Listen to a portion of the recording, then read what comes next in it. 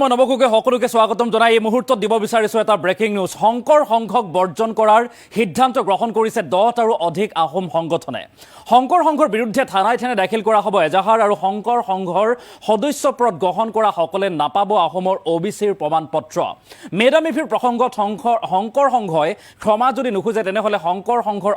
অনুষ্ঠানক বাধা দিয়া হ'ব আৰু আহোম সংগঠনৰ নেতা যদি গ্ৰেপ্তাৰ হয় তেনেহলে অসম বন্ধৰ কাৰ্যসূচী লোৱা হ'ব বুলি এতিয়া হুংকাৰ প্ৰদান কৰা হৈছে আমি সবিস্তাৰে বিতং খবৰ লৈ অহাৰ চেষ্টা কৰিম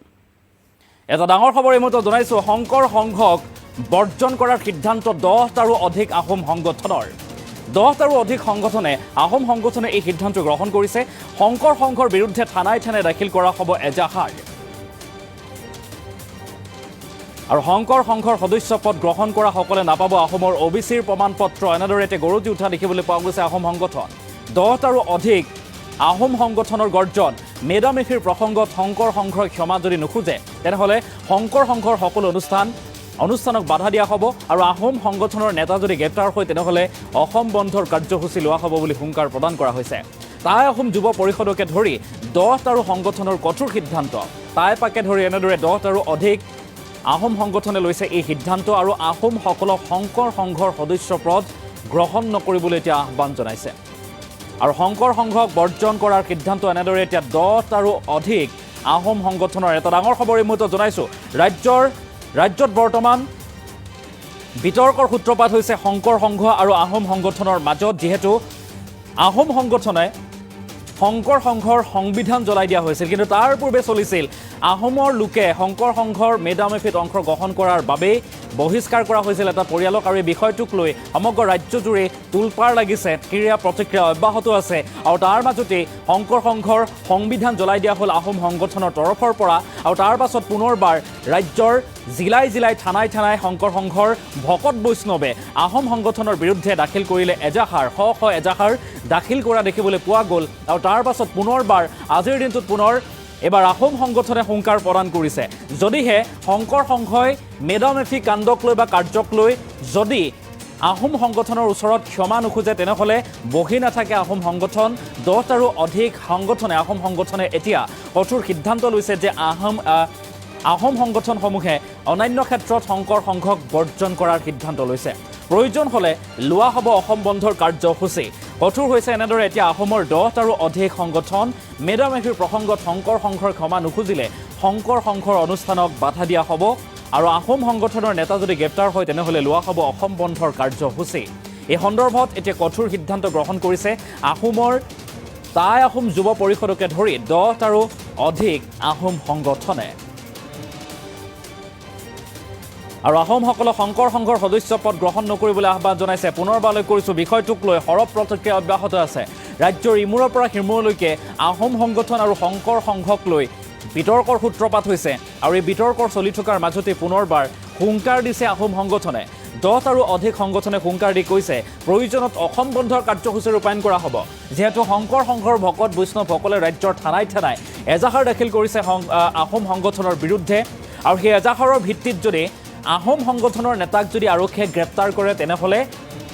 অসম বন্ধৰ কাৰ্যসূচী ৰূপায়ণ কৰিব আহোম সংগঠনে এনেদৰে এতিয়া হুংকাৰ প্ৰদান কৰিছে গৰুদি উঠা দেখিবলৈ পোৱা গৈছে আহোম সংগঠন তাই পাকে ধৰি কেইবাটাও সংগঠনে এনেদৰে এতিয়া প্ৰতিক্ৰিয়া আগবঢ়োৱা পৰিলক্ষিত হৈছে পুনৰবাৰলৈ কৰিছো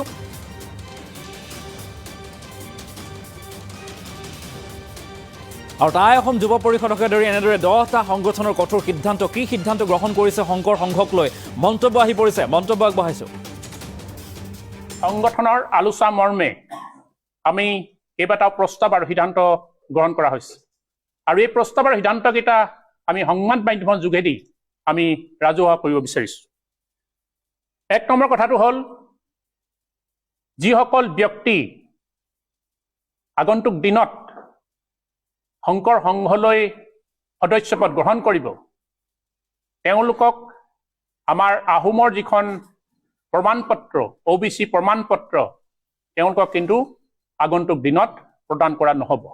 এয়া আমি সিদ্ধান্ত গ্ৰহণ কৰিছোঁ আৰু লগতে টাই আহোম ডেভেলপমেণ্ট কাউন্সিলত যিসকল শংকৰ সংঘত সদস্যপদ গ্ৰহণ কৰি থকা বিষয়ববীয়া আছে তেওঁলোকক আমি টাই আহোম ডেভেলপমেণ্ট কাউন্সিলৰ পৰা খাৰিজ কৰিবলৈ আমাৰ প্ৰতিটো দল সংগঠনে আহ্বান জনাইছে আৰু ইয়াৰ ক্ষেত্ৰত ব্যৱস্থা গ্ৰহণ কৰা হ'ব।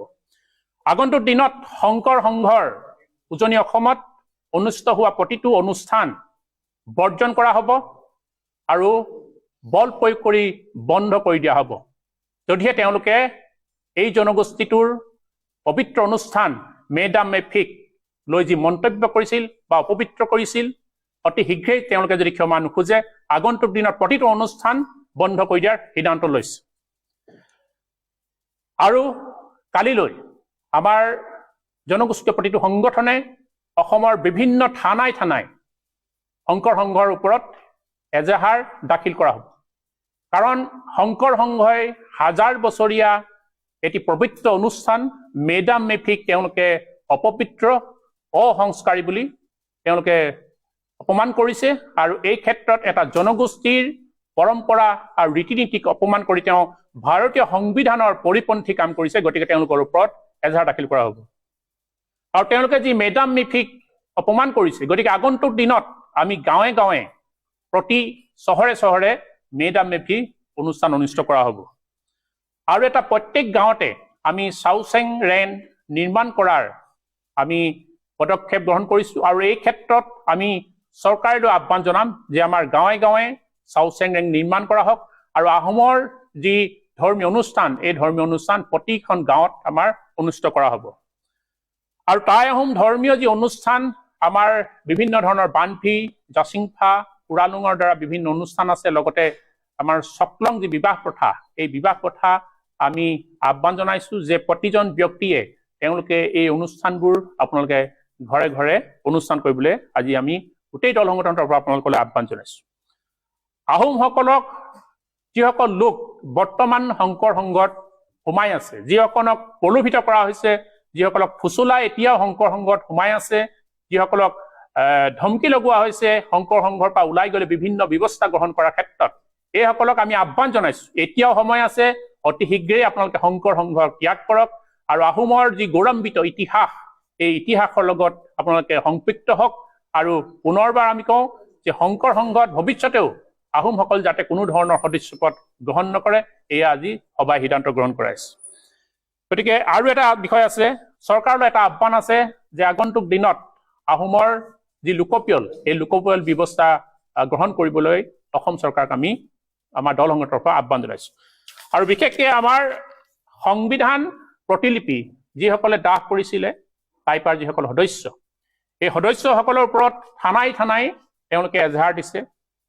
আৰু এয়া আমি বাৰে বাৰে কৈ আছোঁ, শংকৰ সংঘক আমি বাৰে বাৰে কৈ আছোঁ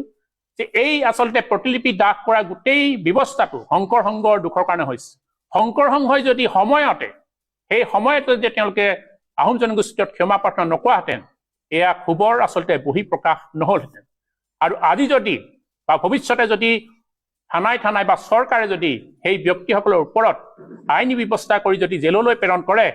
তেতিয়াহ'লে আহোমৰ দল সংগঠনে অসম বন্ধৰ দৰে কাৰ্যসূচী ল'বলৈ কিন্তু বাধ্য হ'ব। এই কথা আমি সংবাদ মাধ্যমৰ যোগেদি আমি স্পষ্ট কৰি দিছোঁ। সংগঠনৰ